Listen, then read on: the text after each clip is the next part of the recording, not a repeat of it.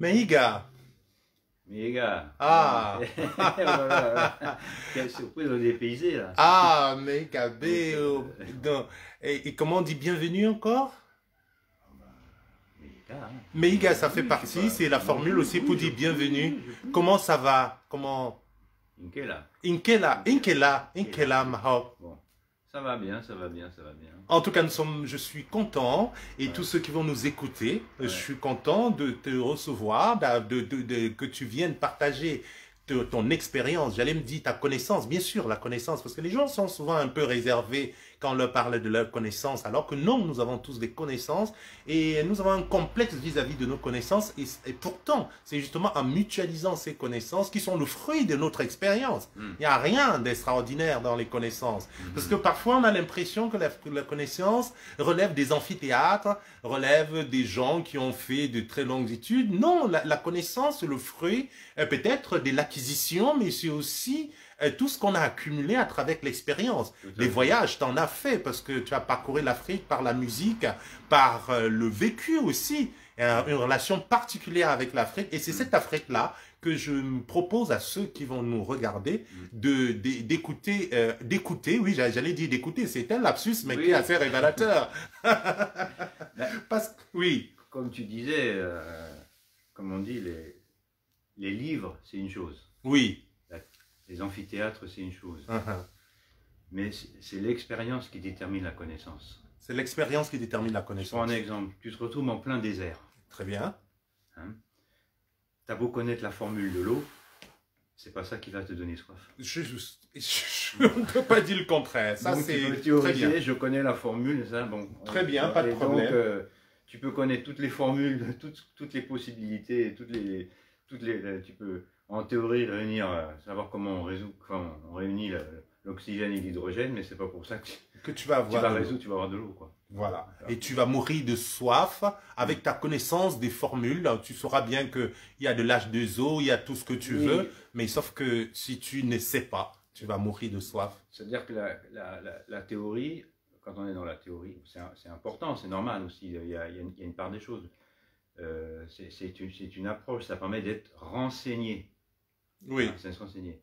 Après, donc, par l'expérience, par l'expérience directe, on a ce qui s'appelle une initiation. Ce que d'autres diraient un baptême, par exemple. D'accord. C'est-à-dire qu'en vérité, ça aboutit à une transformation intérieure. Mais le préalable, bien sûr, souvent, avant d'être, on va dire, initié d'une certaine mesure, faut s'intéresser. D'accord. Donc, je vais pas aller vite en besogne parce qu'on va peut-être que cette fois on aura le temps d'y arriver. Même si on n'y arrive pas, c'est pas grave. C'est une conversation tranquille. Et nous aurons beaucoup d'autres moments pour revenir là-dessus. Un peu comme ce bâtard avec Tokoto à Chantilly en fait. Lui, c'est lui qui m'a initié. Voilà, à cette musique. C'est-à-dire une transmission directe, c'est-à-dire de guitare à guitare, de voix à guitare. Qui m'a transmis sa connaissance, son expérience de la musique, du circuit professionnel. Il m'a appris mon métier. Donc c'est quelqu'un que je garde énormément dans mon cœur depuis très longtemps. Il est toujours avec moi. Et c'est vrai qu'il est un des personnages centraux qui ont changé ma vie. Voilà, sinon j'aurais pas forcément suivi ce chemin, même si il pouvait m'intéresser d'une certaine manière. On a besoin d'avoir des gens qui jouent le rôle de catalyseur, qui nous disent « Ah bah tiens, ça aussi c'est intéressant. » tu vois, dans ce monde un peu ethnocentré, c'est quand même surprenant, tu vas me l'accorder, d'imaginer un blanc qui dit que l'Afrique a changé sa vie, que les Africains ont changé leur vie. Nous sommes quand même dans un monde ethnocentré où, dans les relations, on a toujours tendance à penser que l'Afrique n'a rien à apprendre, qu'ils ne doivent qu'écouter, ils ne doivent qu'imiter, ils ne doivent que suivre. D'ailleurs, les Africains que nous sommes les champions aussi à perruqueter, à jouer juste à ceux qui savent singer, et on oublie effectivement la valeur qu'est la nôtre. Et généralement, lorsque nous la présentons, les gens trouvent ça un petit peu accessoire, un peu ringard, et ils nous parlent de modernisme. Et accorde-nous d'être surpris de voir qu'un blanc puisse dire qu'il a été initié par un Africain et que sa vision de la vie, que tout a changé dans sa vie au contact de l'Afrique. Oui, c'est-à-dire que, bien sûr, là on fait un résumé. C'est évident qu'on a, dans la vie, il n'y a pas de hasard, il n'y a que des rendez-vous. Donc, c'est évident qu'il faut être préparé à ces rendez-vous. Donc, avant d'arriver jusqu'à lui, il s'est passé aussi un certain processus personnel qui m'a amené jusque là. C'est pas comme ça, on m'a pas dit, ah bah voilà. Bon, tu vois. Oui, oui, bien sûr. C'est-à-dire que j'ai grandi déjà dans les années 60. On découvrait les musiques extra-européennes, notamment les musiques indiennes, les musiques africaines. Il y avait une ouverture beaucoup sur les musiques du monde.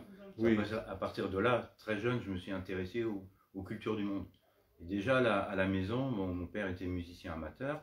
On écoutait beaucoup de genres musicaux différents, pas centrés sur la variété française. Oui. Tu vois. Et puis, dans les années 70, d'ailleurs, c'est marrant parce qu'on est aujourd'hui à Cachan, là, et j'ai grandi à Cachan. Ah oui. Oui. Je suis né à Paris.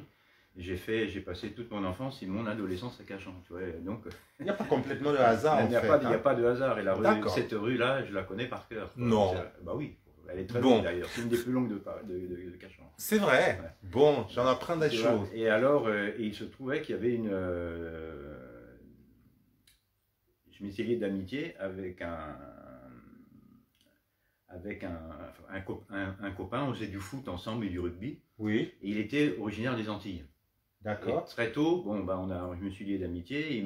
Très jeune, on écoutait la musique de ses parents, on écoutait du rock, tout ça. Et donc très jeune aussi, mon oreille aussi m'a attiré vers les Antilles.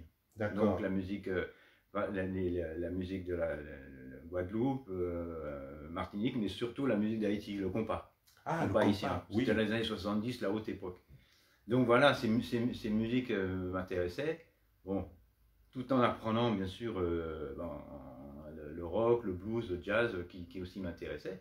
Bon, je ne pensais pas faire une carrière et il s'est trouvé que, je fais des résumés, hein, et il s'est trouvé que j'avais rencontré au cours d'un stage de musique un ami à moi qui avait fait la coopération au Cameroun.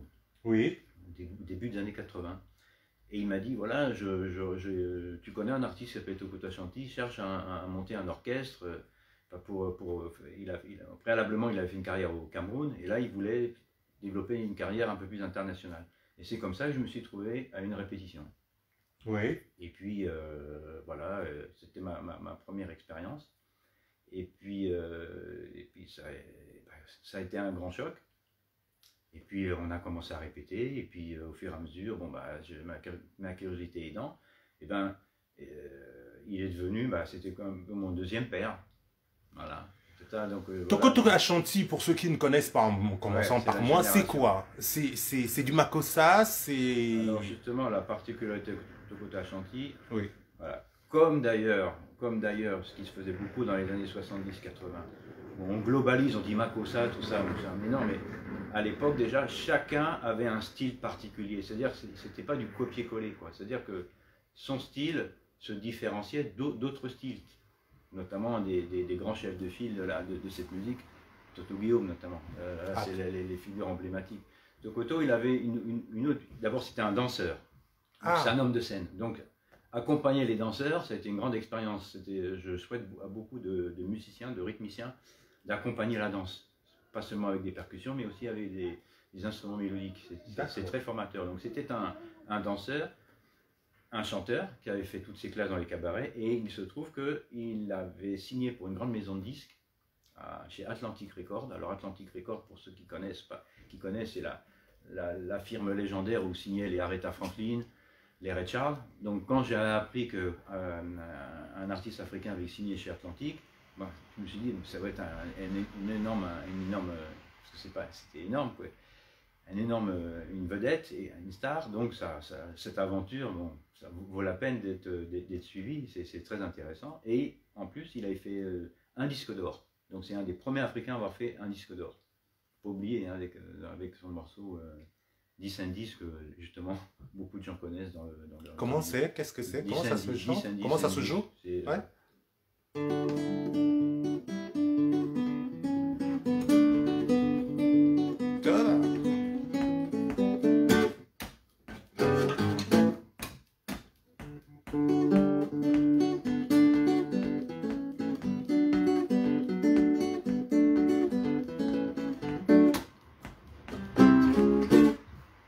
Ça, c'était l'intro. Hey, ah ouais. Donc, il a fait danser l'Afrique avec tous ces morceaux. D'accord. Bon, voilà, allons-y en Afrique. Ça m'a ouvert la porte. Ça m'a ouvert la porte. Bien sûr. Allons-y en Afrique, parce que moi, il y a un truc qui m'a saisi quand je t'ai rencontré. En fait, quand on me parle de Mahop, Olivier Mahop, Marchand, je vois la sicko. Mais bien sûr que tu auras peut-être l'occasion de nous parler de High Life, de la musique sud-africaine, de la musique congolaise. Mais j'aime bien la sicko parce que personnellement, cela a bercé mon adolescence, cela m'a fait beaucoup de bien. Si tu veux bien nous faire écouter ce que c'est que la sicko, pour ceux qui ne connaissent pas, qu'est-ce que c'est la sicko? Alors, au départ, la sicko, c'est un rythme qu'on trouve beaucoup au sud du Cameroun, dans la région de Boulou, et aussi dans la région Bassa. D'accord. Voilà. Au départ, c'était un rythme tous ces rythmes, beaucoup de rythmes sont issus de rituels. D'accord. D'après ce qu'on m'avait expliqué, qu'au départ, quand les médecins, enfin les guérisseurs venaient dans les villages afin de prouver leur force, oui. Ce rythme, qui était un rythme frénétique, c'était à travers ce rythme-là qu'ils pouvaient développer, qui montrait leur capacité de soin. Donc c'est pour ça avec des actes. Donc voilà. Ah oui. Et donc c'est un rythme très très très rapide. Voilà. En fait, je voudrais quand même répéter, parce que parfois j'aime bien me répéter les choses pour que ça rentre bien, pour que je retienne. Parce que en fait, nous dansons la sicko, on regarde la sicko, mais on ne sait pas qu'en fait, ça a une symbolique qui est très forte, au-delà de la belle démonstration. C'est-à-dire, au départ, c'était parmi d'autres rythmes, c'était un des rythmes, qui était dansé. Et ces danses très acrobatiques nécessitaient beaucoup de prouesse physique. D'accord. Maintenant, bon, on voit des gens soulever des chaises, etc., soulever des personnes et tout ça. Mais tout ça, c'était au sein d'un rituel. C'est pas seulement de la. Au départ, c'est pas de la musique, comment dire, pas ludique. Oui. Il y avait un sens. Il y a un côté trans, une musique de trans. C'est quoi la sicko? Peux-tu nous faire écouter, s'il te plaît? Alors, en guitare, au début, on jouait avec des balafons, et progressivement, ça a été transposé sur des guitares acoustiques. Et dans les années 60, quelqu'un a transposé, parce que beaucoup de la musique s'est électrifiée au fur et à mesure. Et Jean Bicocco, c'est le premier, disons, à avoir électrifié. Et donc, la guitare électrique permettait une projection encore plus forte que la guitare acoustique. D'accord. Donc il a modernisé, c'est le modernisateur de la c'est ça. Voilà. Mais sinon, dans le sud du Cameroun, chez les Boulous, on joue aussi une forme d'asiko. Oncle Mejo Memson, il joue aussi là. Ah d'accord. Mais il y a des petites variantes. Il y a des petites variantes. Et alors, à l'origine, le terme asiko, c'est pied au sol. Voilà. Ok, on en apprend des choses. Voilà. Asiko, tu peux marquer le pied parce qu'il y a le pied qui fait ça à chaque moment, à chaque fois. Voilà. D'accord.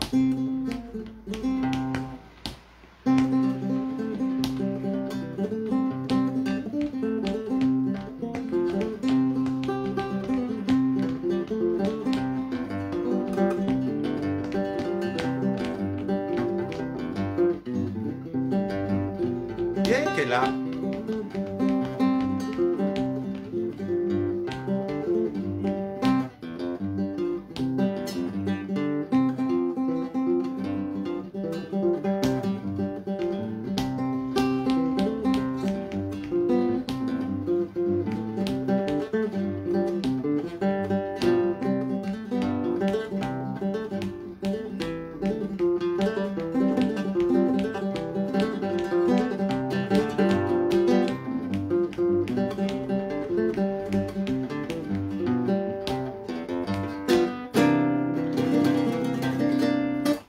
De bouteille. Ah oui, je vais trouver une bouteille, quelque chose à apparenter pour qu'on comprenne bien de ce que c'est. Voilà, mais pendant ce temps, on continue à expliquer aux uns aux autres, effectivement, d'où la naissance de cet asiko pendant ce temps. Voilà. Pendant que je trouve la bouteille, oui, on peut expliquer, faire comprendre à ceux qui nous regardent. D'ailleurs, je salue Chantal Ogada qui est avec nous et je salue tous ceux qui nous regardent. Vous pouvez partager l'émission, vous pouvez partager la vidéo. Venez vous abreuver à la source de la culture africaine. Donc, ouais. Les aspects, c'est comme ça on apprend. C'est quand même magique que moi, noir, que je suis, un blanc qui a grandi à Cachan, qui, en banlieue parisienne, m'apprenne des choses sur l'assiko, sur les variantes que j'ignorais encore jusqu'à présent et pourtant je danse l'assiko. Voilà, c'est-à-dire tous ces rythmes, toute cette richesse, c'est vraiment un réservoir un réservoir extraordinaire de création. Et quand j'ai commencé, bah, c'était un peu comme un enfant qui ouvre un grand coffre à jouets. Et c'est là que quand j'ai découvert la musique du Cameroun, je ne sais pas que j'ai découvert la musique du Cameroun, j'ai découvert les musiques du Cameroun. Parce que c'est là que j'ai compris que le Cameroun, c'était l'Afrique en miniature. C'est-à-dire que recélait à travers le Cameroun oui. plein de rythmes diversifiés. Et c'était extraordinaire. Oui. C'est-à-dire que quand on allait au nord du Cameroun, on trouvait des tendances musicales issus des musiques d'Afrique de l'Ouest, qu'on voit, la parenté avec voilà. le côté musique. Voilà. Voilà. C'est bien de le dire. Aujourd'hui, on a aussi tendance absolument à nous diviser, à nous cliver, à nous donner l'impression qu'on est très différents. Ce Cameroun où tu dois être assez déçu de voir la montée de quelques relents plutôt tribalistes, alors que non, justement, la musique unifie. On retrouve des bribes de partout dans une musique. C'est un peu ce que tu veux nous faire comprendre. Voilà, comme on dit, c'est un langage. Il part aussi de la langue. C'est-à-dire que la manière dont les gens s'expriment va influencer la manière de phraser. C'est ça qu'il faut comprendre, quoi. On part de la musique, mais il faut bon, comment je pourrais dire ça, je m'intéresse plus à la musique de la langue. C'est ça qui est intéressant. Oui. La musique, la langue, bon, il y a tellement, je connais pas beaucoup. Enfin, c'est une telle richesse. Je ne veux pas dire que je parle pas ça, pas du tout. Je bricole un peu, je connais un peu de douala, je connais un peu de, tu vois. Mais ce qui est intéressant, c'est la musique les musiques des langues. C'est ça. D'ailleurs, parlant de langue, excuse-moi de t'interrompre, c'est parce que quand tu parles, il y a des mots que je cherche, que j'aime savoir dans une langue. J'ai faim, par exemple. Bon, parce que c'est important, sinon je crève de faim. Il faut que je sache. Comment on dit j'ai faim? Tu me pièges, mais je sais. Là, ça vient pas. J'ai soif. Jagoueme. Ah, Jagoueme. Timé. Par contre, attention, souvent ce qui est très difficile avec ces langues, c'est contrairement à des... ce sont des langues tonales, c'est-à-dire que la manière dont... Bien sûr. Souvent on me reprend. Alors souvent, quand je parle, parce que je me force, c'est pas évident de trouver un mot. Ouais. Alors des fois, quand quelqu'un ne réagit pas, alors je sais pas si c'est parce que j'ai bien parlé, ou si par exemple j'ai tellement bien parlé qu'il s'est même pas aperçu que j'avais bien parlé. Par contre, je suis sûr, c'est que quand on me reprend, c'est que j'ai mal. Mais voilà. Donc, à chaque fois, on me reprend sur le ton. Non, il faut pas dire, faut dire, ça monte toujours, faut pas descendre. Et c'est énorme, quoi. Voilà. Alors, tout à l'heure, nous étions en train de parler. Moi, je n'ai pas pu trouver de bouteille. Mais bon, on va se débrouiller avec ce qu'on a. Je ne sais pas si ceci fonctionne, ou bien plutôt ce verre, pour nous faire comprendre en fait ce que c'est. Les bouteilles, il faut ça va pas être évident avec les... Il faut que la bouteille soit vide. Bah oui, et puis j'ai peur celle-ci qu'on la casse. Il faut quand même des bouteilles un peu plus solides. Est-ce qu'on peut au moins avoir un petit son avec ça? Il faut te débrouiller ou pas? Essaye, on va voir ce que ça donne. Non, je ne sais pas faire les claps, moi. Bon, moi je vais improviser, hein.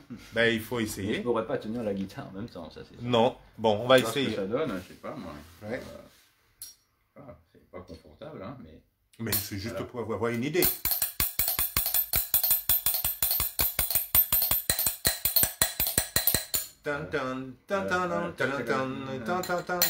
Ouais, bon, on va la tenir normalement. Oui, entre les jambes. La bouteille qu'on tient comme ça. Ouais. Voilà.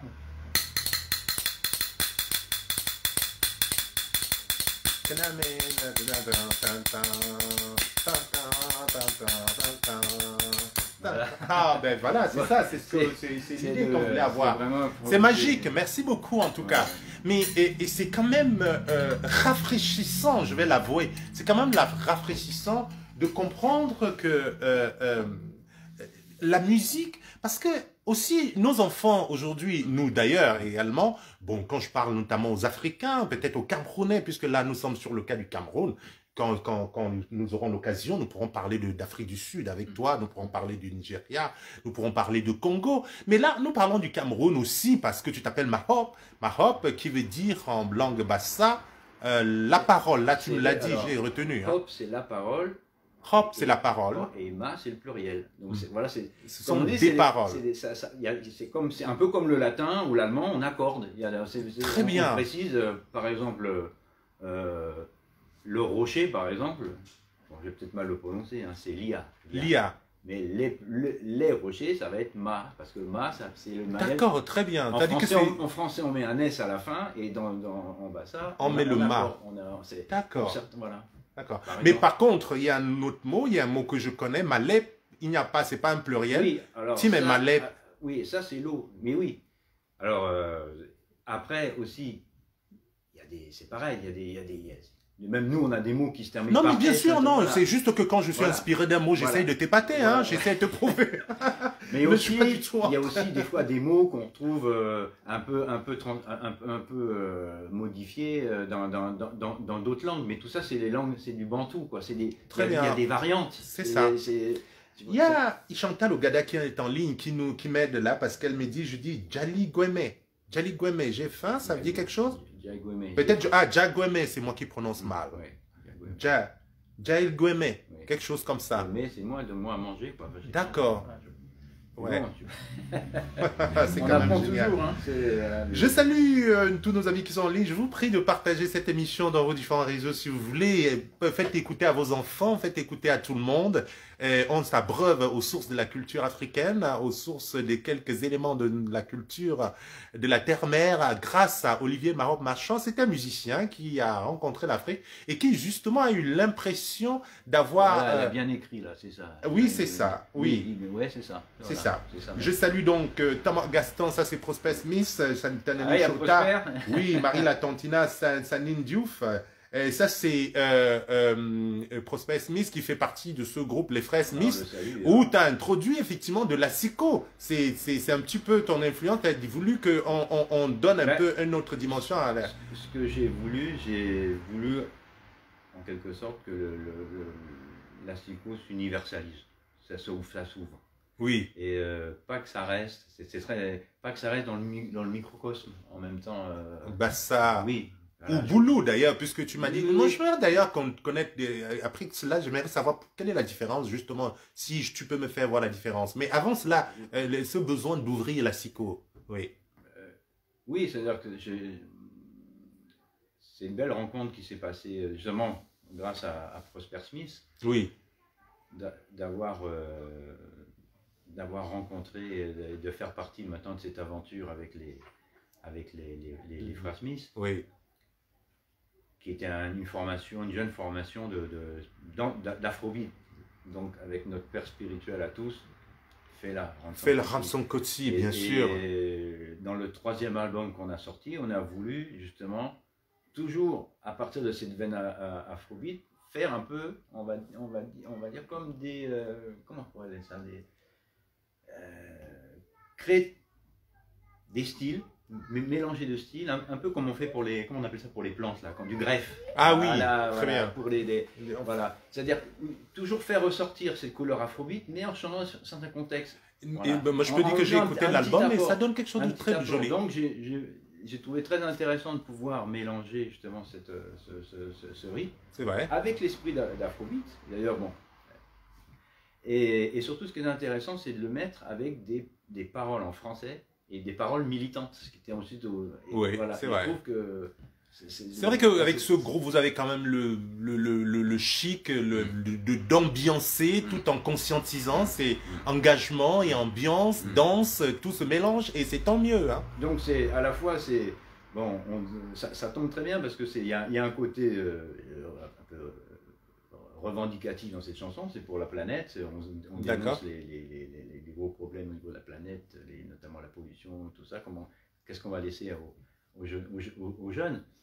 Et je trouvais très bien que ce rythme s'appropriait bien à ce contexte. C'est très intéressant d'ailleurs de la voix chantée parce qu'en Pays Bassa, en ce moment même, il y a des Chinois qui occupent tout l'espace, il y a des paysans qui sont carrément expropriés et c'est quand même un drame absolu de voir des personnes qui deviennent étrangers dans leur propre village, des paysans qui sont réduits complètement à l'état d'esclavage, hein, c'est-à-dire que quand on, pour des maigres sous, maltraités, insultés, un peu, on avait pensé que ces choses-là, on ne verrait plus, mais en fait, ça se passe.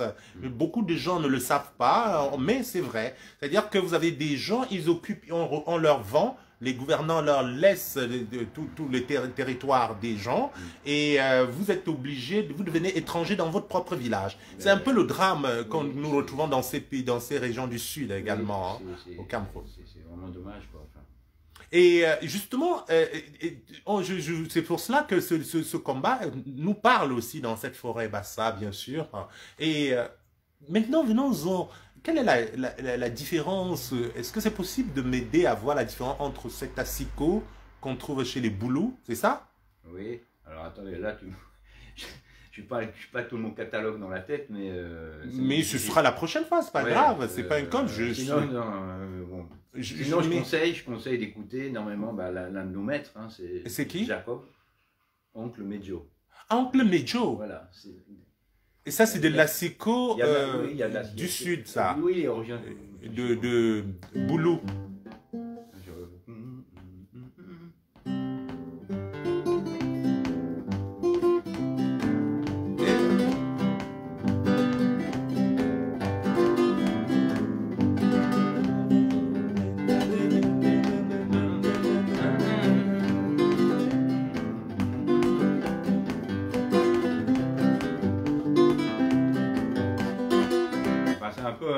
Oui, ça me fait penser d'ailleurs à Francis Bébé, en fait. Ah, Gata, c'est un peu le même rythme ou pas? Ou c'est autre chose?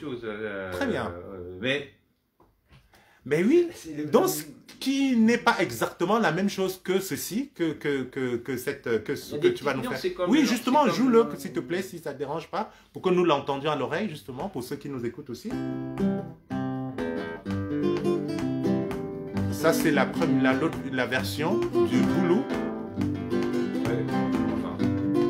Disons, c'est l'autre version, l'asiko. J'essaie de me souvenir un moment un accompagnement qu'il avait fait, mais tu vois, c'est une autre... Alors que l'asiko répandu donne ça. Bon.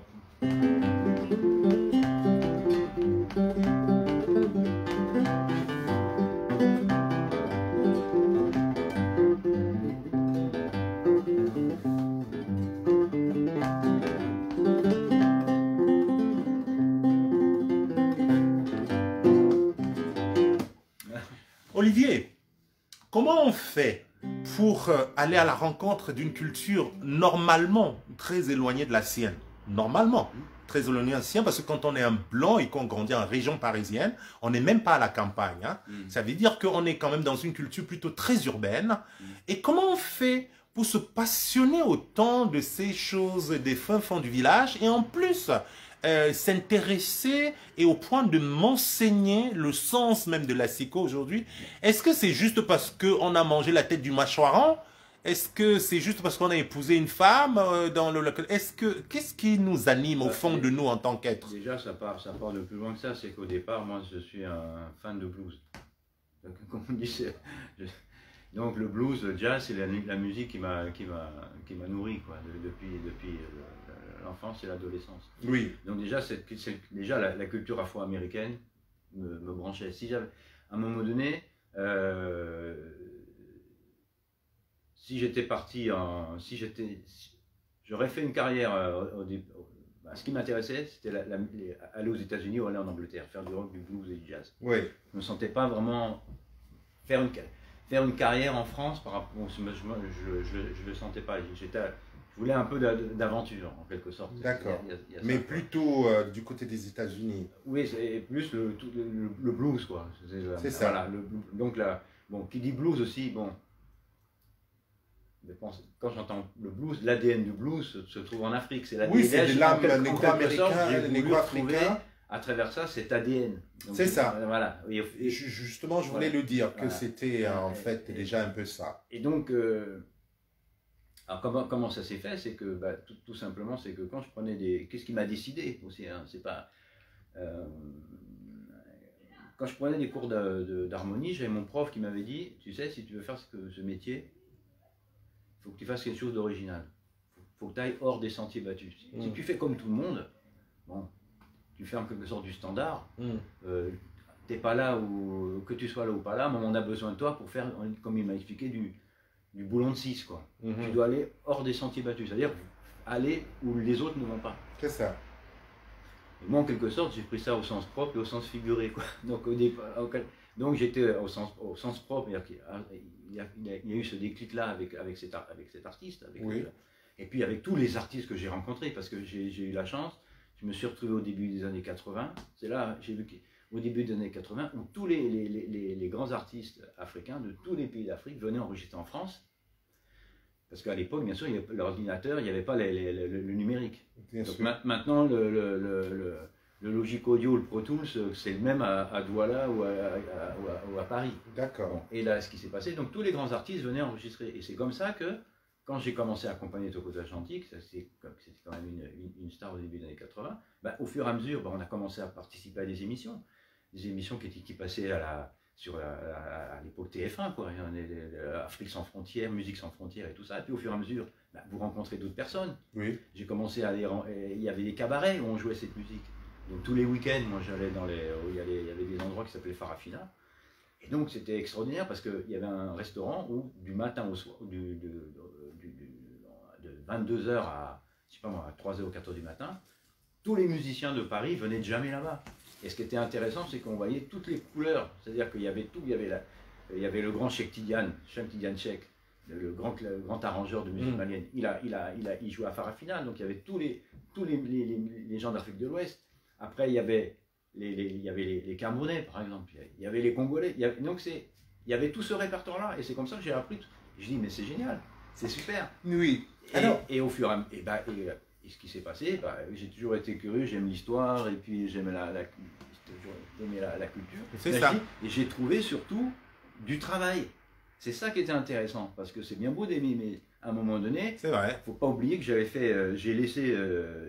j'avais un choix à un moment donné à faire. J'avais fait une culture, comme un cursus universitaire. J'étais très loin dans les études. Et c'est-à-dire que pour que j'ai laissé cette carrière de futur grand manager, tout ce qu'on veut, etc. Bon, j'ai une maîtrise de sciences de gestion à la Sorbonne. Après, avec ça. Bon, après, je devais monter une boîte de sondage à ce moment. Actuellement, bon, on n'arrête pas de faire des sondages, des panels et tout ça. Oui. Donc, à un moment donné, il y a un proverbe qui dit « Le chien a quatre pattes, mais il ne peut suivre qu'un seul chemin ». C'est qu'à un moment donné, on ne peut pas faire les deux. Le chien fait comment avec quatre pattes? Le chien a quatre pattes. Ah oui, mais il ne peut suivre qu'un chemin. Voilà, il ne peut suivre qu'un seul chemin. D'accord. Donc, à un moment donné, j'ai laissé progressivement cette carrière même de prof. Je donnais des cours d'informatique. D'accord. Pour me plonger à 100%. Parce qu'on ne peut pas être un pied dans un autre. Sinon, bon, ça reste... alors, c'est des risques, je ne dis pas, mais c'était, je me suis senti porté par ça. Et surtout, comme je te dis, il y avait du travail. On gagnait bien, la musique, notamment la musique camerounaise dans les années 80, elle était en plein boom. Ça n'arrêtait pas d'enregistrer. Et il s'est trouvé que progressivement, j'ai commencé à faire quelques séances. Voilà. C'est-à-dire que j'ai rien prémédité, les choses se sont faites. Et tu t'es retrouvé dans où? C'est-à-dire je veux dire, en pays, au Cameroun, où oui, alors, tu t'es retrouvé? C'est EDEA, c'est Zeka, le pays Bassa, c'est assez vaste aussi. Ça, c'est plus tard. Alors, oui. C'est-à-dire que c'est pas le tout de se déplacer. C'est pas le déplacer qui change les problèmes, quoi. Voilà. Ce qui compte, c'est rencontrer les personnes. C'est pas le fait d'aller dans un lieu. C'est du tourisme, voilà. Comme beaucoup de voyages, c'est beaucoup de tourisme plutôt que les rencontres. Le meilleur moyen d'apprendre, c'est avec les gens. Donc, il se trouvait que tous ces artistes-là, tous ces accompagnateurs, ils étaient à Paris. Donc déjà, on va dire 70% de ce que j'ai appris, je l'ai appris ici. Ah oui. Ah oui. Ah oui, il y avait tout le monde. Et tout le monde. Et après... Bon, je suis allé au Cameroun. Bon, ma femme étant camerounaise, bassa de surcroît, et c'est comme ça qu'on m'a présenté sa famille. C'est comme ça que j'étais au Cameroun. J'ai pas été au Cameroun, voilà, pour apprendre la musique, c'est ça que je veux dire. En fait, tu es allé au Cameroun parce que tu avais déjà une certaine connaissance du Cameroun. Oui. Tu étais déjà passionné. Alors, voilà, c'est ça, Voilà. c'est ça. Et il s'est trouvé que j'ai retrouvé aussi sur place certains des artistes et musiciens que j'avais connus à Paris. D'accord. C'est comme ça que, notamment, mais ça c'est sur une longue période. C'est comme ça que il m'arrive quand je vais au Cameroun, bon, s'il est là, je téléphone à André Maritala, je lui dis André, est-ce que tu es là? J'aimerais venir te voir. Parce que André, on a commencé à travailler ensemble à Paris, et c'est quelqu'un qui m'est très proche. Voilà, par exemple, comme d'autres, il y avait aussi Jean Bicocco, je l'ai connu à Paris quand il est enregistré dans les années 80. Je le voyais comme star, je n'avais jamais joué avec lui. J'adore la musique de ce monsieur. C'est tellement bon. Et justement, cet album enregistré à Paris qui était Macabo, quelque chose comme ça, je crois. Oui. C'est magnifique. Ouais, si tu le retrouves là, non? Non, je D'accord, ok. Mais c'est magnifique, Jean Bicocco, ce qu'il a fait. C'est incroyable. Peut-être que je vais retrouver un son. À Paris, il était une star. Moi, je l'avais vu sur les pochettes. Je vous dis, une de mes révélations de cette musique camerounaise, ça a été quand justement Togo Chanty m'a offert le coffret Les fleurs musicales du Cameroun. C'était un coffret qui avait été commandé par le ministère de la Culture. Et sur les quatre disques, étaient représentées les grandes tendances musicales, les grandes tendances émergentes de la musique camerounaise. C'est-à-dire qu'il y avait bien sûr le Makossa, il y avait les morceaux de Dinabel, il y avait la Siko, mais il y avait aussi la musique de variété, il y avait aussi les Bébé Manga, il y avait aussi Marzambo, il y avait aussi de la musique du Nord. Enfin, c'était extraordinaire, il y avait Francis Bébé, c'était un coffret. Et c'est là que je me suis dit, mais c'est extraordinaire, quoi. Toute cette richesse. Mais voilà, qu'est-ce que tu peux nous dire à nous, la génération après la tienne, ou bien à la jeune génération, ceux qui vont nous écouter, nos enfants, et qui nous désintéressions de la richesse de la culture africaine? Nous sommes totalement extravertis. Moi, je suis pas du tout pour les ghettos, hein, bien évidemment. Il ne faut pas me dire c'est important de s'ouvrir, mais bien sûr que c'est important de s'ouvrir. Mais on va chercher chez l'autre ce qu'on n'a pas pour compléter. Et en Afrique, le problème est que nous dévalorisons ce que nous avons. Nous auto-flagellons. Disons que... et ça, c'est pas uniquement par rapport à la musique, c'est vrai qu'il y a le problème, c'est que il y a un travail personnel à faire. C'est vrai que si le cerveau est dans le téléphone, en quelque sorte, si le cerveau de la personne est déjà téléchargé dans son téléphone, il y a un problème, quoi. Je dis souvent, il y a beaucoup de gens, le corps est un endroit, mais l'esprit un autre. C'est-à-dire que, voilà, c'est ce qui se passe. Le gros problème, c'est que les gens, il faut faire un travail, il y a un travail personnel qui est infini à faire sur soi. C'est-à-dire que on dit, bon, on peut pas faire, on peut accompagner on peut accompagner à l'abreuvoir le chien, mais s'il n'a pas soif, il ne boira pas. Par contre, c'est quand il sent le besoin de boire qu'il va boire. Donc le travail des fois qu'on peut faire, c'est justement, c'est que montrer ces choses. Il ne faut pas vivre par procuration, quoi. Souvent, et le problème, c'est que souvent, les gens veulent faire de leur vie la photocopie de celle de l'autre. Donc, on est tous, voilà, on est tous différents. Tu vois, les feuilles, hein, les feuilles d'un arbre sont construites sur le même principe, mais chaque feuille est différente. Et le problème, c'est on veut faire comme l'autre. On ne cherche pas à développer sa sensibilité. Mais par contre, c'est pas obligatoire que des Africains s'intéressent à leur propre culture africaine. C'est pas, moi, je pourrais dire la même chose. Tu vois ce que je veux dire? chacun aussi a ses... le corps, c'est le corps, quoi. Mais si l'esprit est porté sur autre chose... Non, je ne serais pas tout à fait d'accord. Parce que dans le cas de l'Afrique, c'est un peu particulier. Ouais. Je vais te dire que pourquoi on ne peut pas relativiser la question de l'intérêt de l'Africain pour sa culture. C'est que c'est, en fait, pour son environnement. On ne veut pas lui dire... Moi, voilà, c'est quelque chose que nous avons pris le temps de réfléchir aussi. Mais ce que je veux dire... Il n'est pas question de dire qu'il doit essentiellement s'abreuver qu'à sa culture. Non, il ne s'agit pas non plus de ce clivage qui consiste à dire qu'il n'y a que nous qui sommes beaux. Non, pas du tout. Le problème, la spécificité de l'Afrique, c'est qu'à travers des siècles d'esclavage, à travers l'impérialisme, à travers la colonisation, à travers l'ethnocentrisme qui est encore organisé ici, à travers l'école aussi qui induit des normes ethnocentristes, à travers les représentations de la vie quotidienne, il y a une forme de mépris de ce qu'est l'Afrique. Du coup, les Africains que nous sommes dans la majorité des cas, nous ne connaissons même pas la valeur de ce qui est nôtre, afin d'aller chercher autre chose. Parce que pour aller s'ouvrir, pour mieux connaître les autres, il faut bien se connaître. Du coup, parce que si ce n'est pas le cas, on sera de faux Européens, parce qu'en fait, on ne se connaît pas très bien. Moi, je pense que tu as eu ce besoin d'aller à la rencontre d'autres choses, d'aller te nourrir de l'Inde ou de l'Afrique, parce que déjà, tu étais dans un creuset qui te donnait ce que tu avais, mais tu estimais que tu avais besoin d'autre chose. Disons que ce qui est important, c'est que c'est l'esprit qui est important. Le dire, voilà. C'est pas les conditions extérieures. C'est-à-dire qu'à un moment donné, on a autour de nous plein de possibilités d'évoluer.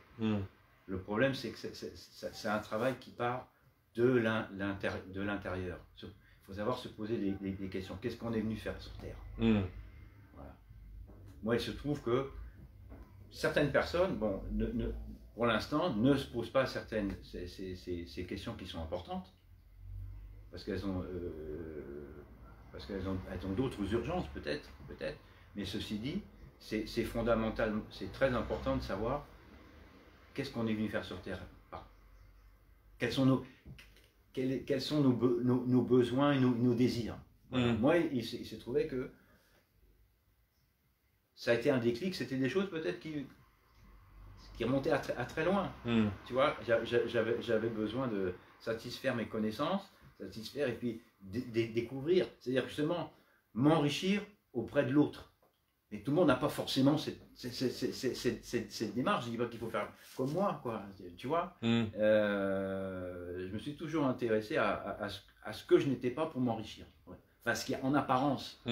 Et j'ai vu qu'au final, on se ressemble tous. On a toutes les mêmes manières d'exprimer des émotions et des sentiments. Voilà, c'est Mais ça. la différence avec l'Afrique, une fois de plus, comme je te disais, c'est que l'Afrique est effectivement, tu l'exprimes très bien. Tu avais besoin d'avoir autre chose que ce que tu as. Parce que mais l'Afrique a été dépossédée. Je me sentais un peu dans un carcan. Enfin, je me sentais un peu étriqué. Tu vois, j'avais besoin un peu de liberté, d'aller voir ailleurs. Alors, d'autres, c'est facile, ils font un voyage physique. Il y en a, on voit plein des explorateurs. Moi, ce voyage, il a été intérieur. Oui, c'est vrai.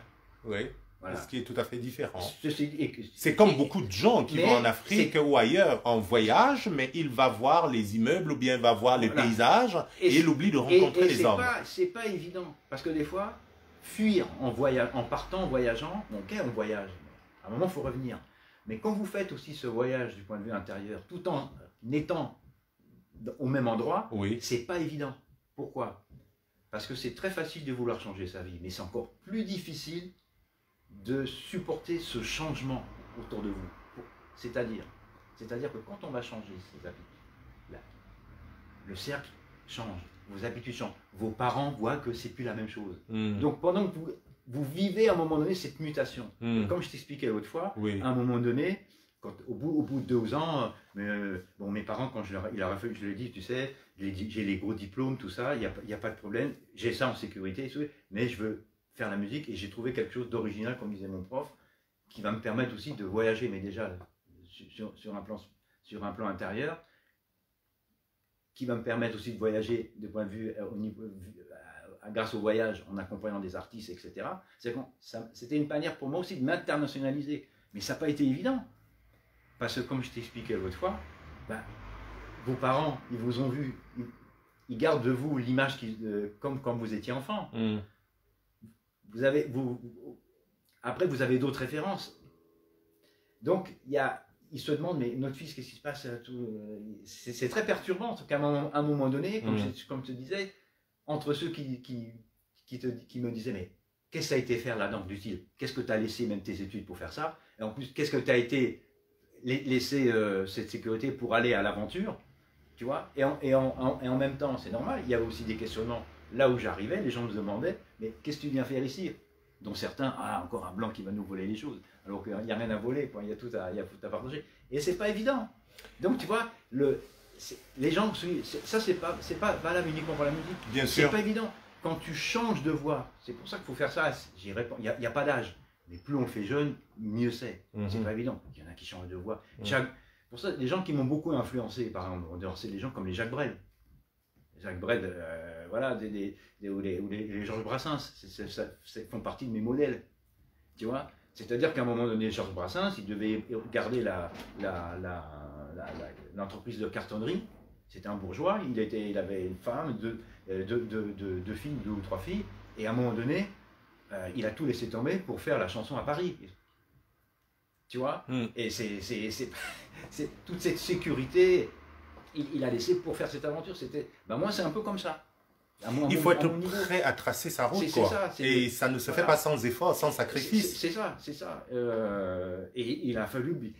Ça n'a pas été facile. Parce que tu peux fuir par exemple, certains problèmes géographiquement. C'est facile. Mais faire ce changement, tout en restant dans le même endroit, en gardant les mêmes attaches familiales, tu vois, c'est pas évident. Ce sont des amis quand vous faites ce type de choix, c'est-à-dire d'ouverture à autre chose, à la musique africaine, à apprécier ce qui vient de l'Afrique ou alors aller en Afrique, il y a des amis qui vous regardent plus de la même manière, qui s'éloignent de vous. Mais c'est normal, parce que c'est pas qu'ils s'éloignent, parce qu'ils c'est pas ça, mais c'est comme on dit, ils se posent, c'est-à-dire vous vous êtes posé des questions à un moment donné que eux ne se sont pas posées. Donc il y a une peur aussi quelque part. Oui. Parce que ils ont peur d'être contaminés aussi, non? Peur dans le sens du style, ils se disent que mais si avec leur esprit un peu cadré, ils se disent mais comment ça se fait? Il va déjà moins maintenant, mais dans les années 70-80, dire être musicien. Les gens, c'était pas évident que ça soit accepté par une famille, sauf si c'est une famille qui est musicien, c'est pas évident. Donc, la musique représente quand même entreprendre une carrière musicale, hein, et pas évident avec tout ce que ça comporte comme difficulté, comme challenge. Donc, c'est normal quand une famille, que ce soit de la musique africaine ou ailleurs, vous dites maintenant je laisse un boulot, je fais de la musique. C'est normal qu'elle oui, même au-delà de la musique, effectivement, la musique n'est qu'un symptôme de tout cela. Mais ça peut être effectivement le fait d'épouser une femme. D'ailleurs, je vais dire que c'est intéressant d'entendre ce que tu es en train de dire. C'est-à-dire que les personnes ne vous rejettent pas. Ça m'intéresse ce que tu es en train de dire. Je n'avais pas encore raisonné ça de cette manière. En fait, tu veux dire, certains prennent du recul, vous rejettent, ce n'est pas un vrai rejet. Mais c'est juste par besoin de se sécuriser eux-mêmes. Oui, parce qu'ils sont perdus et ce n'est pas forcément parce qu'ils vous en veulent d'avoir épousé une femme noire. Oui, parce que leurs certitudes sont ébranlées, quoi. Et en plus, ils ont vu à travers vous quelqu'un qui allait suivre une certaine voie et vous changez de voie. Ah oui. C'est ça. Vous les mettez en insécurité. Déjà, musicien, c'est saltimbanque, machin, Et ça, il n'y a pas qu'en France. Hein. Je sais que Tokoto me racontait que lui, combien de fois, et au Cameroun, combien d'enfants ont eu la guitare cassée sur la tête par les parents parce qu'il fallait... Faire de la musique, c'est symbole d'être délinquant. Voilà. Et encore aujourd'hui, il y a des gens qui pensent que lorsqu'on fait de la musique, c'est vraiment parce qu'on n'est pas très intelligent, voilà. Et c'est forcément pas... C'est quelqu'un qui, voilà... il s'ennuie, c'est un peu, Non, c'est inutile, voilà. Et donc, justement, la musique, beaucoup de gens font la musique, mais pas de chacun alors, pas de la même manière, mais c'est un métier. Y a pas, je veux dire, par là, bon, il y a quand même il y a des exigences, il y a tout un travail qui se voit pas, il y a tout un... voilà, le peintre, la toile, avant qu'elle arrive, il faut bien peindre le temps. Hein. Et moi, je vois qu'il y a, j'ai trouvé une belle allégorie comme ça, c'est l'histoire du... Alors, après, il y a le résultat, ils sont contents. Ah, c'est super, alors, c'est super ce que tu fais, machin, ou si vous avez un peu de succès, tant mieux d'ailleurs, etc., ou ça marche bien. C'est comme un fruit. Au début, quand le fruit il est en train de pousser, il est tout petit, il est chétif. Ah, il est aigre, il est pas bon. Après, il grossit. Ah, il commence à prendre la couleur. Je prends une mangue, par exemple. Et puis, après, au bout d'un certain laps de temps, les mêmes gens qui avaient critiqué, ah, mais si on leur avait donné la mangue quelques temps avant, ils auraient dit, ah, mais elle est pas bonne cette mangue. Mais non, c'est normal, elle n'était pas parvenue encore à son stade de mûrissement. Donc, le problème, c'est du temps. Il faut accorder du temps. Il faut accorder du temps, c'est-à-dire avant que cette mangue soit mûre et prête à être consommable, elle est passée à travers différents processus. Alors le problème, c'est justement d'avoir la patience. C'est pour ça que ce qui compte, c'est avoir la musique, pour beaucoup d'art, c'est la patience et l'humilité, parce qu'on apprend toujours, on n'a jamais fini. Voilà. Il y a aucune, il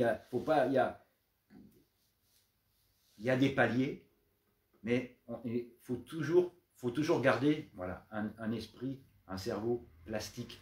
Voilà. Quand je te parle par rapport aux certitudes des gens, c'est que souvent les gens vivent comme des automates psychologiques. C'est-à-dire qu'ils voient boire, manger, dormir, procréer, comme les animaux. À la limite, c'est des animaux de haute race, un peu plus perfectionnés, mais ça reste, il y a plein de gens comme ça. Il y en a qui ne savent même pas, ils reproduisent, ils sont un peu comme des feuilles, si le vent souffle par là, ils vont aller par là. Mais ils n'ont pas réfléchi sur eux-mêmes. Et on a une richesse, on a plein de choses. En plus, c'est infini, c'est gratuit en plus, mais il faut savoir se poser à un moment donné. Voilà. Ça va se poser à un moment donné. Nous allons faire une petite pause parce que là, nous avons une dizaine de minutes encore à partager ensemble. Ne vous inquiétez pas, je suis le chrono. Il ne faut pas s'inquiéter, je suis. Et donc, ce que j'étais en train de dire, nous allons faire une pause musicale, peut-être, effectivement. Nous terminerons, je voudrais encore qu'on reste dans la forêt Bassa pour terminer cette émission, pour que je comprenne vraiment comment ça se passe, pour que je profite pour encore comprendre quelques bribes de cette rencontre, comment la rencontre s'est passée avec les gens sur place dans les villages. Mais avant d'y aller, je salue mon cadet Nana, Serge Nana Branco, qui est en ligne, hein, qui est content d'être là, et nous aussi on est content de le voir. Nous, c'est dans les Hautes-Monts, c'est dans les collines de l'Ouest, et puis tu en sais quelque chose quand même, tu m'as parlé de talent André-Marie, mais ici je veux quand même écouter un air des montagnes. Je pense que tu peux nous conduire, je suis sûr. Le Mangambe, tu connais quelque chose. Bon, aujourd'hui, les gens appellent Bensikin et tout ce qu'on fait. Mais c'est de quoi ou de Mangambe, ce n'est pas exactement.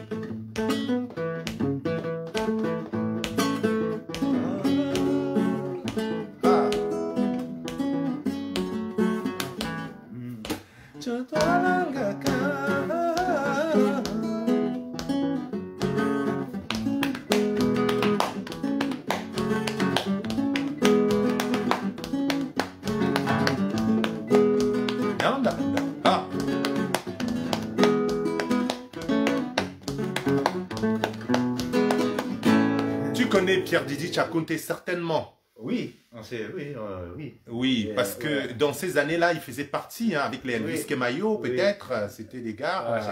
c'est des grands. Oui, c'est des grands, oui, c'est vrai, ce sont des gars qui m'ont donné envie. Hein. Pierre Didi, j'ai connu. Oui, quand il joue du... quelque chose comme ça... Non, mais il y en a... quelque chose comme ça. Oh, ça, c'est des grands classés. Ouais. Ah, da, da, da, da, da, da, da, da, da. Wombo. Ouais. Je me rappelle plus. Attends, Bah, ça va venir. C'est le karaoké. Ça va venir.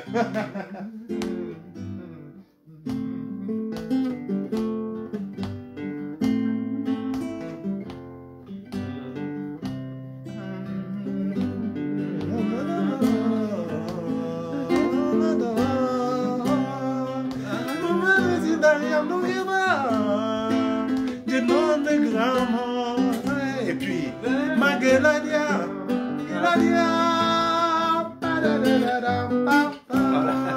Mageladia, Mageladia,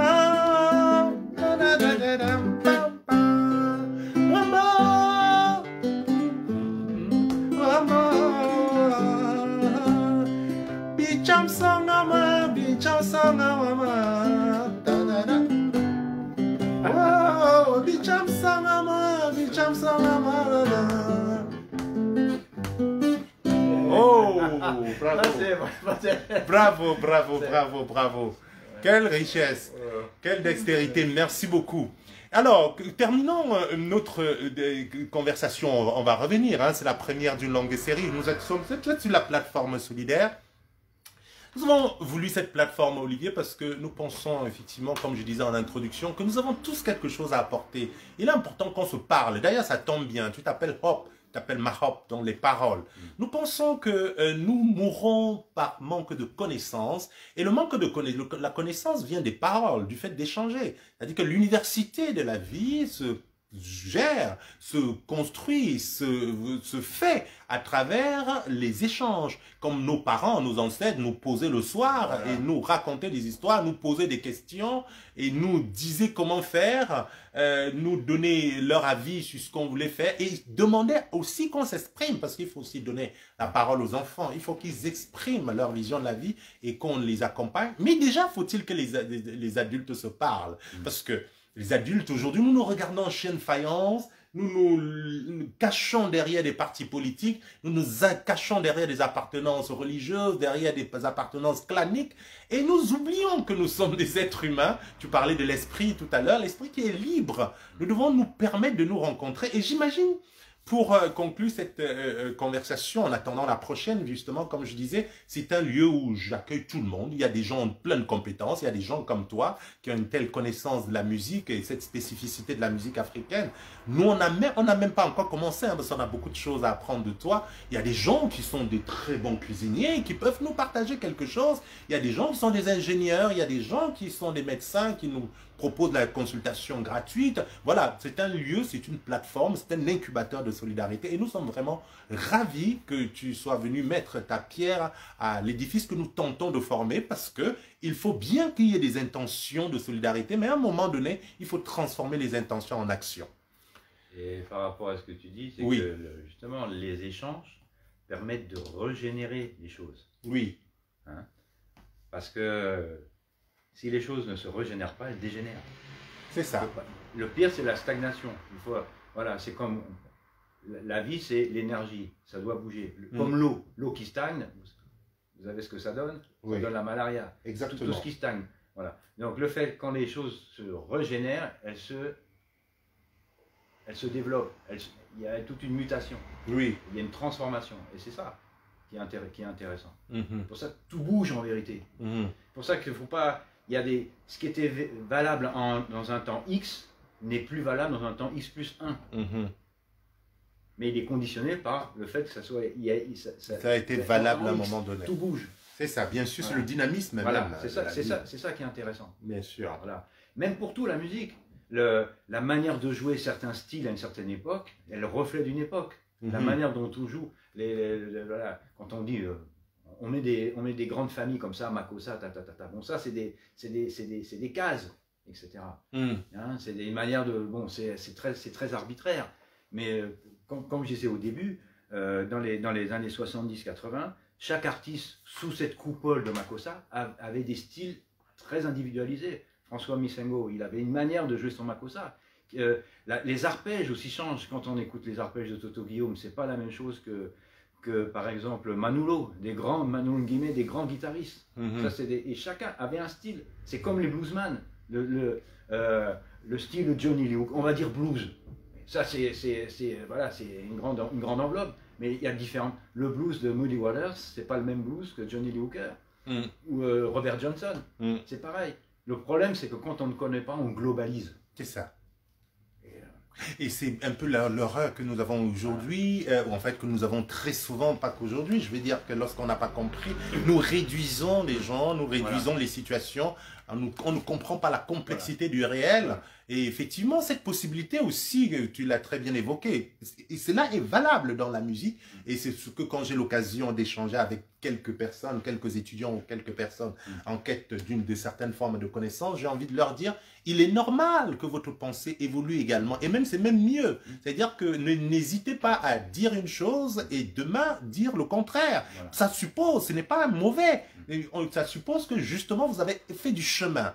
Et parfois, parce que des gens, dans une discussion, ils pensent que, bon voilà, comme on a dit ça, c'est exactement ça, on ne bouge plus, on est sûr. C'est dommage, parce que, effectivement, c'est en se frottant à l'autre, effectivement, qu'on on arrondit et finalement on découvre quelque chose de nouveau. Et en réfléchissant après une introspection ou un recul, on est quand même capable soi-même de dire le contraire de ce qu'on a dit hier, et ce n'est pas, c'est pas normal, c'est plutôt bien. Oui, il faut éviter de fossiliser les choses, quoi. Très bien, exactement. Ce qui est fossile, on met ça dans les musées. Voilà, musée, tu vois. Voilà.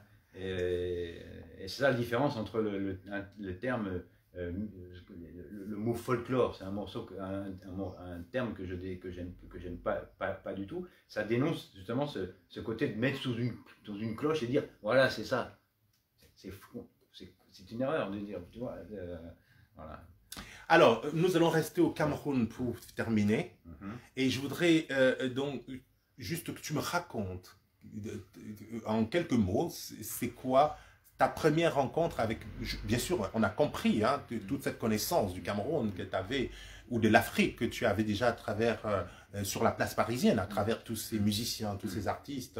Mais quand on va maintenant sur place, il y a tout ce on imaginait, tout ce qu'on a glané, et on est au contact de la terre, du réel, de cette terre africaine. Qu'est-ce que ça fait? Qu'est-ce qui se produit? La première fois, bon, ça me l'a fait à chaque fois, mais pas qu'au Cameroun. Mais j'avais été au Kenya aussi il y a quelques temps avant.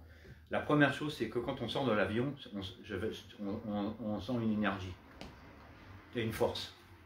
Tu vois, je peux pas expliquer, quelque chose de vraiment palpable, quoi. Ouais, une certaine densité dans l'air. Ah oui. Moi, j'avais c'est quelque chose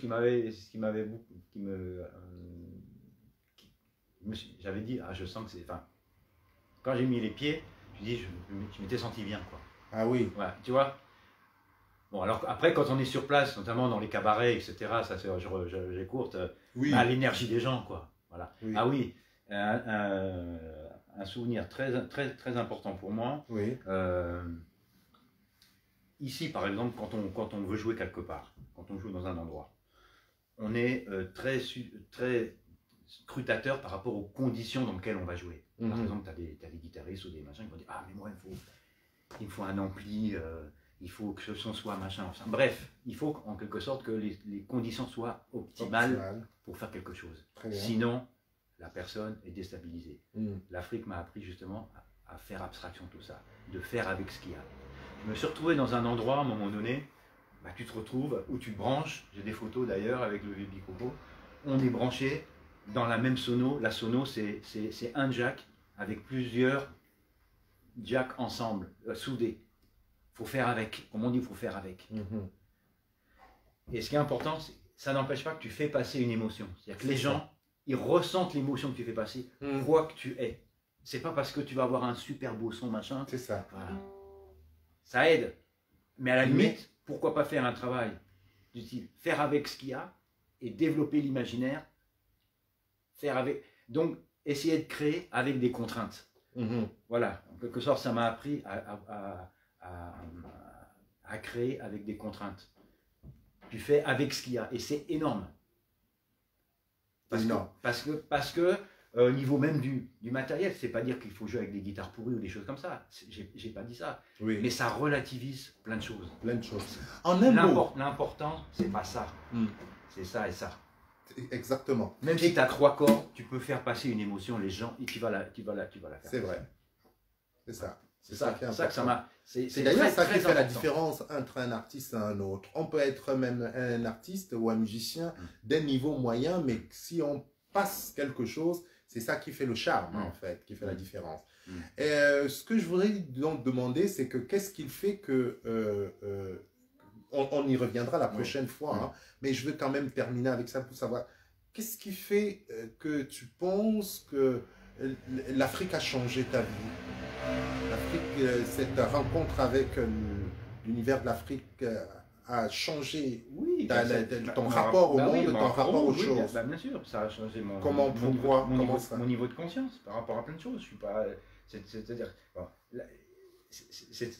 que le fait de sortir déjà hors d'un espace dans lequel tu es habitué, ça t'oblige à faire des efforts. Tu travailles ton esprit, tu te mets à la place de l'autre. Tu vois, donc les contextes sont quand même différents. Mais le plus important, c'est que ça m'a changé. Bien sûr, ça m'a changé. Mais tu t'aperçois que, comme je te disais, on a la même manière de ressentir les émotions. C'est ça, c'est pour ça que toutes ces choses-là, sur 2 mm, 3 mm de peau, c'est vraiment des apparences. Faut dépasser les codes. Au contraire, c'est ça qui c'est super joli. Est-ce que tu peux expliquer ça aux gens qui sont des chantres du tribalisme? Attends, c'est comme une forêt, voilà. Si les arbres dans un espace étaient les mêmes, c'est plus une forêt, c'est une plantation. Or, une forêt, ce qui est intéressant, c'est la diversité. Comme je t'expliquais, déjà, rien ne se répète dans l'univers. Déjà, même un arbre, les propres feuilles d'un arbre, si elles sont construites sur le même modèle, elles sont chacune différentes. Il faut regarder les petites choses. La nature apprend énormément de choses. Donc, l'histoire de tribalisme, de ça, machin, tout ça, non, je peux pas être dedans. C'est vraiment rester à un bas niveau, quoi. C'est pas compatible. Tu vois, c'est contre la vie, quoi. Et puis, je veux pas rentrer dans d'autres circonstances, dans d'autres, je dirais pas débats, mais dans d'autres compréhensions. On est quoi? On reste 70 ans, 80 ans, 90 ans sur Terre. C'est rien. Mais si on savait, c'est un rôle qu'on a pendant 90 ans, c'est tout. Après, on change. C'est-à-dire que c'est juste un costume qu'on a. Donc, après, alors se foutre sur la gueule parce que l'autre est jaune, rouge, machin, et c'est que les... Non, ça, c'est un manque, beaucoup de... C'est la peur qui fait ça. Voilà, quand on se connaît, on raisonne plus de la même manière, quoi. Tu vois, donc on a tous une richesse à apporter à différents niveaux, quoi. Voilà, comme je t'avais dit l'autre fois, à force d'entraîner son esprit, à force d'identifier son esprit à l'image que lui renvoie le miroir, ça restreint énormément les possibilités d'évolution. Alors il se trouve que c'est facile, blanc, machin. Moi, je me suis jamais posé ces questions-là. Tu vois ce que je veux dire? C'est évident, faut bien que j'ai ce corps-là, faut bien que j'ai une voiture, mais ce qui est important, c'est le conducteur à l'intérieur, la voiture, c'est que l'emballage. Et ce corps-là, il m'a permis de voyager grâce à mes jambes. Tu vois, mais c'est tout, tu vois. Cette musique africaine, elle m'a appris, un musicien, c'est pas qu'on joue, même le mot musique, en Afrique, il a une autre signification. Le mot musique, ça veut rien dire faire de la musique. On musique, c'est-à-dire on exprime la vie. Oui, ça fait partie de la vie, en fait. Oui, parce qu'on exprime la vie avec l'instrument. C'est pas comme je fais des pattes, je fais de la musique. Hein, musicien, on n'est pas musicien comme je fais musicien. Tu vois, c'est pas ce qu'on a. Tu vois, c'est ça. Beaucoup de gens ne comprennent pas ça. Dans beaucoup de pays, hein, Hein. Musicien, c'est pas ce que je fais, c'est ce que je suis. Mm. Et un musicien, il exprime la vie. Il fait pas, c'est pas une activité de Comme on peut être chirurgien ou menuisier. Oui. C'est une expression ça, artistique. Une chose, oui, mais il y a des gens qui font la menuiserie à un certain niveau et des chirurgiens à un certain niveau. Ça, c'est ton cœur, etc. Oui. Tu te sers de cette chose pour faire passer aussi ton humanité dedans. C'est ça qui est important. Oh oui. Voilà. Mais la musique a cette spécificité. Oui, voudrais-tu dire que c'est vraiment l'énergie de vie qui se partage? Tout part de la vibration, la terre. C'est ça, tout part la musique est dans la nature de toutes les façons. Quand le vent souffle avec les feuilles des arbres. Tout ça, c'est de la vibration. Quand je suis sous un arbre et qu'il y a l'orage, j'entends le vent qui souffle dans les feuilles, les sifflements, c'est déjà la musique. Voilà. Et les oiseaux qui fuient en accompagnant par leur son, tout est musique. Hein. Voilà. Et d'ailleurs, je vais te raconter l'histoire te donner une idée des Himba. Ça, c'est une tribu en Namibie. Ce sont des gens, justement, on raconte là, pour concevoir. Nous avons du temps, ne vous inquiétez pas. Ah, d'accord, très bien. Donc, ce que je voulais simplement dire, c'est que, bon, je voulais simplement par là dire que pour concevoir, les femmes là-bas imaginent une musique et c'est cette musique qui accompagne la personne pendant toute sa vie. Nous en reparlerons la prochaine fois, mais si tu veux bien, on va terminer avec un accord avec justement la musique pour finir, pour célébrer la fin. En tout cas, merci encore beaucoup. Merci à tous ceux qui nous ont regardés en ligne. Merci aussi de partager ce message d'Olivier dans vos réseaux. Je salue Johan Franklin, bien sûr, Ange Benga, Glorieuse, et puis une Prosper Smith qui est toujours dans le coin, Serge Ranconana, Tanali Chota et tous les autres. Chantal Ogada, en tout cas, c'était un vrai bonheur d'être avec Olivier Maroc Machan. On le retrouvera très bientôt pour continuer cette conversation avec le Asiko.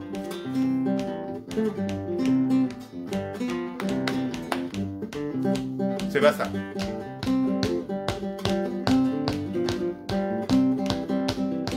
Vous n'avez pas la chance de me voir danser. Je suis un très bon danseur d'Asiko et là, je suis en train de me tordre dans tous les sens.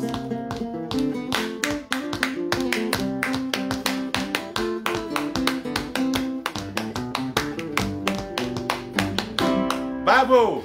Merci encore, merci. Merci, salut à tous. Merci d'avoir été avec nous. Et partagez dans vos différents réseaux, comme je l'ai dit. Hein.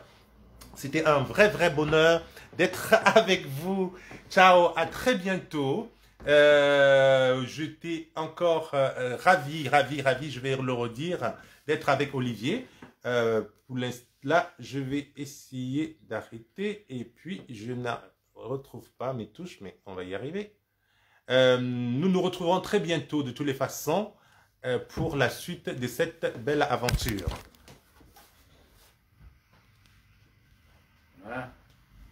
Alors, il y a quelqu'un qui s'est